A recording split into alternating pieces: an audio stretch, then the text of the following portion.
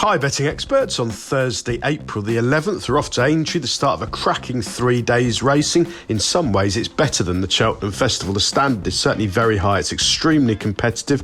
The one perhaps negative of the ground is going to be extremely testing. It's soft heavy in places at the time of recording. They've had a wet week up there, but the forecast looks better Thursday, Friday, Saturday. Hopefully it does dry out a bit for the Grand National, which looks a pretty high quality and competitive affair on Saturday. We start off with our betting expert Daily Nap, sponsored by Bet365. This goes in the 145. It's the Manifesto Novice Chase.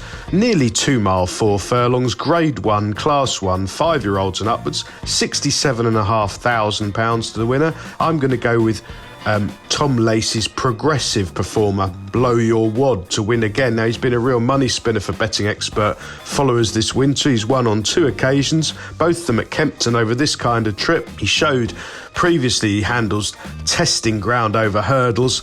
He was a good effort at Sandown on heavy ground earlier in his career and at Chepstow, so it's no issue with the ground. He's thrived over fences. He's 2 from 4 in this Spear. His only lesser effort came at Cheltenham in January when beaten 23 lengths behind Ginny's Destiny.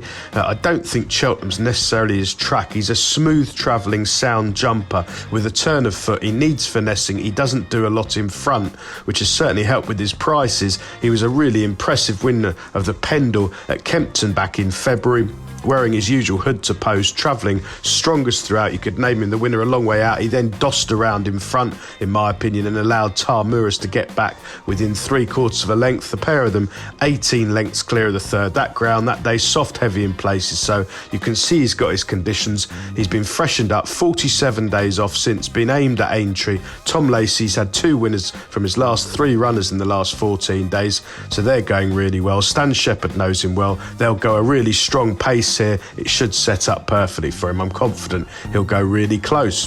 Our betting expert value angle selection, sponsored by Bet365, goes in the 220. It's the anniversary 4-year-old juvenile hurdle, nearly 2 mile 1, Grade 1, Class 1, 4-year-olds only, £61,500 to the winner, and I think Nürburgring represents the value here for Joseph O'Brien. Joseph doesn't have that many runners over jumps. His horses are all running well, 2 from 9 in the last 14 days. Nürburgring's run 5 times over hurdles. He had plenty of experience on the flat previously. He was a heavy ground winner at Navarre back in April 2023 over 1 mile 5, so you can see stamina is what he's all about, and he revels in testing ground. He got off the mark over hurdles at Kilbeggan back in August, scrambling home, but improved to land a Grade 3 at Fairyhouse in December, showing a tenacious attitude under pressure. He's run twice since at a higher level. He ran really well at Leopardstown in December. I thought he was unlucky, and then after 80 days off, there was good money around for him in the Triumph Hurdle. He was back down to 6-1 from double that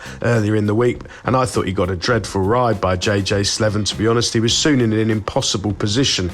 All of the front 3 home, Majbra, Carjess and Salva, were in the first 5 throughout, whereas Nürburgring was tracking the ambulance in rear. He did run on really strongly after the last. I think a flat track, the long Aintree straight on really testing ground, and he's likely to get a much more positive ride here. There's still more to come from him over hurdles. He's got a terrific attitude. I think he'll be scrapping away with these after the last, and hopefully he can outstay them at a big price. Best of luck on Thursday, betting experts, and please remember to like and comment on all of our YouTube videos.